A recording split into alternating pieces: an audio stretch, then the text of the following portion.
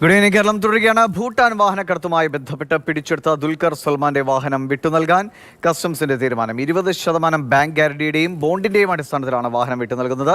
ആവശ്യപ്പെടുമ്പോൾ ഹാജരാക്കാനും നിർദ്ദേശമുണ്ട്. രാഗൻ വിവരങ്ങളുമായിട്ട്. രാഗൻ, കോടതിയിൽ നിന്ന് ഒരു അനുകൂല തീരുമാനം ദുൽഖറിന് വേണ്ടി കിട്ടിയിരുന്നു. അതിന്റെ കൂടി അടിസ്ഥാനത്തിലാകും എന്തായാലും വേഗത്തിൽ ഈ നടപടിക്രമങ്ങൾ പൂർത്തിയാക്കി വാഹനം വിട്ടു നൽകുമോ? നൽകാൻ ഇപ്പോൾ ഉത്തരവായിരിക്കുന്നു.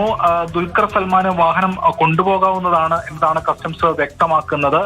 ബോണ്ടിന്റെയും 20% ബാങ്ക് ഗ്യാരണ്ടിയുടെയും അടിസ്ഥാനത്തിലാണ് ഈ നടപടി ഇപ്പോൾ സ്വീകരിച്ചിരിക്കുന്നത്.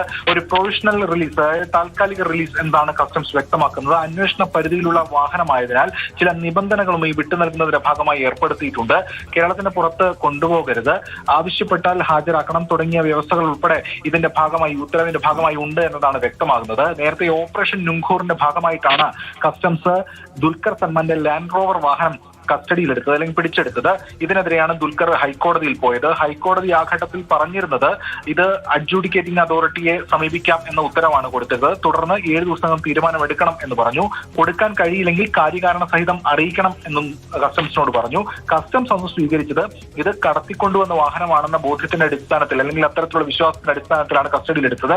അങ്ങനെ അന്വേഷണ ഉദ്യോഗസ്ഥന് അവകാശമുണ്ട്. മാത്രമല്ല ദുൽഖർ ഇതിനെ കോടതിയിലല്ല, ഹൈക്കോടതിയിലല്ല സമീപിക്കേണ്ടത്, മറിച്ച് അഡ്ജുഡിക്കേറ്റിംഗ് അതോറിറ്റിയാണ്. അതുകൊണ്ട് ഇത് മെയിൻറ്റൈനബിൾ അല്ല എന്നതായിരുന്നു കസ്റ്റംസിന്റെയും വാദം. എന്തായാലും ദുൽഖറിന്റെ വാഹനം ഇപ്പോൾ വിട്ടു നൽകാൻ തീരുമാനമായിരിക്കുന്നു. മറ്റൊരു റോബിൻ എന്ന വ്യക്തിയുടെ വാഹനവും ഇത്തരത്തിൽ പ്രൊവിഷണൽ റിലീസിന് അനുമതി നൽകിയിട്ടുണ്ട്. നേരത്തെ ഏകദേശം 43ഓളം വാഹനങ്ങളാണ് കസ്റ്റംസ് ഈ ഓപ്പറേഷൻ നുംഖൂറിന്റെ ഭാഗമായി സീസ് ചെയ്തത്. അത് ഇത്തരത്തിൽ അപേക്ഷ നൽകുന്ന മുറയ്ക്ക് വിട്ടു നൽകും എന്നതാണ് ഇപ്പോൾ കസ്റ്റംസ് വ്യക്തമാക്കുന്നത്. അതായത് ഈ അന്വേഷണ പരിധിയിലുള്ള വാഹനമാണ്, അപ്പോൾ ചില നിബന്ധനകൾ ഇതിന്റെ ഭാഗമായി തന്നെ ഉണ്ടാകും. കൃത്യമായി ദുൽഖറിന്റെ എത്ര വാഹനം എല്ലാം വിട്ടു നൽകുന്നത് എങ്ങനെയാണ്? ദുൽഖറിന്റെ ഒരു വാഹനമാണ് ഇപ്പോൾ വിട്ടു നൽകുന്നത്. കാരണം ഒരു വാഹനത്തിലാണ് ദുൽഖർ ആദ്യം കോടതിയെ സമീപിച്ചിരുന്നത്.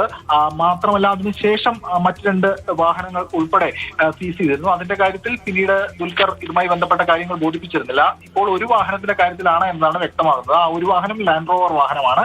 ദുൽഖറിന്റെ ലാൻഡ് റോവർ വാഹനം വിട്ടു നൽകാനാണ് ഇപ്പോൾ കസ്റ്റംസ് തീരുമാനിച്ചിരിക്കുന്നത്.